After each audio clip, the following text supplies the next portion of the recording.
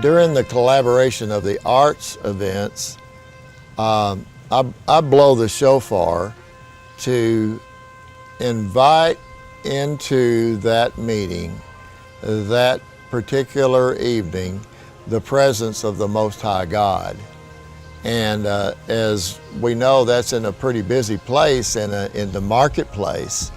And just the sound of it is so unusual that it gets people's attention, and they come to where the shofar is sounding. I became interested in playing the shofar while working as a member in an orchestra and a band in a local church, and we had a teleconference seminar going on, and there were many other churches participating, and were linked around the country and possibly other countries. I don't know how far this thing went, but there was an individual that got up and played the shofar, and it really created an air of excitement in that meeting, and there was a high expectancy of the moving of the Holy Spirit during that conference. And when he did, I determined in my heart I would like to play that. I'm a trumpet player naturally. I play trumpets, and so it just kind of came as a natural fit for me to want to play and to worship God with a shofar horn. I really didn't know much about it at that time. This horn comes from a kudu. It's an antelope, and it's referred to as the Yemenite priest shofar horn. They do some bending of it. You can see some kudus in pictures today, and we can see them, that they have this natural horn of this type, but the tone or the key in which it plays is determined by the length.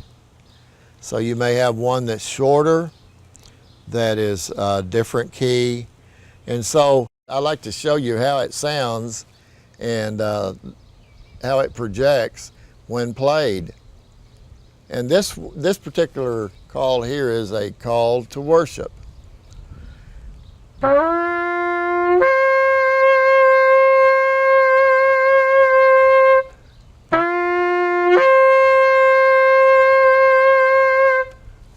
This particular call is the tekiah.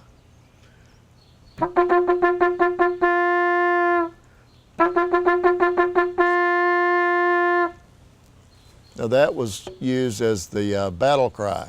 Yeah, the shofar takes a tremendous amount of air to blow, and this particular one has a very, very sharp and small mouthpiece.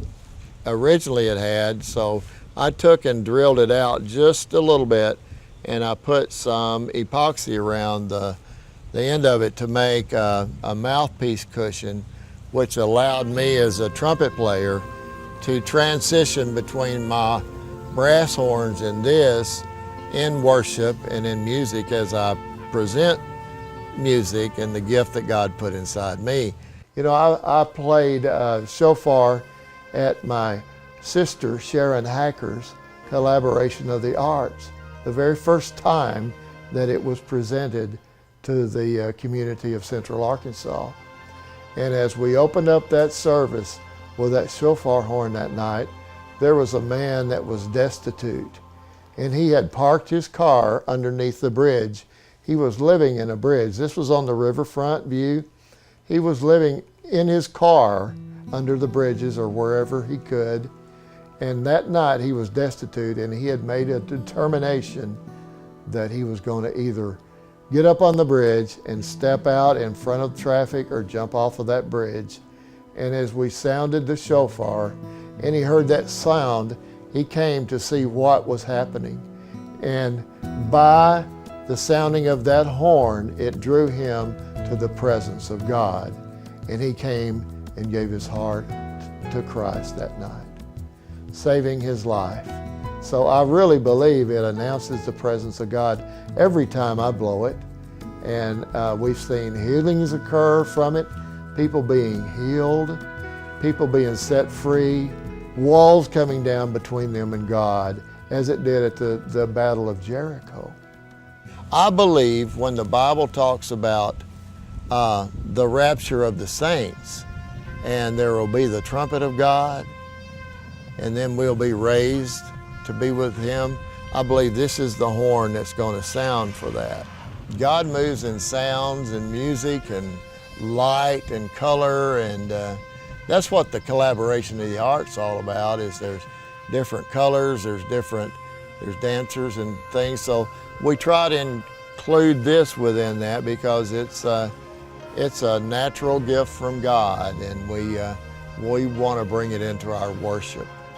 You can't put a price on a human soul, and so I believe that it's doing a lot of good. I think it was reported this last event, past May, that there were 17 or 18 salvations that night.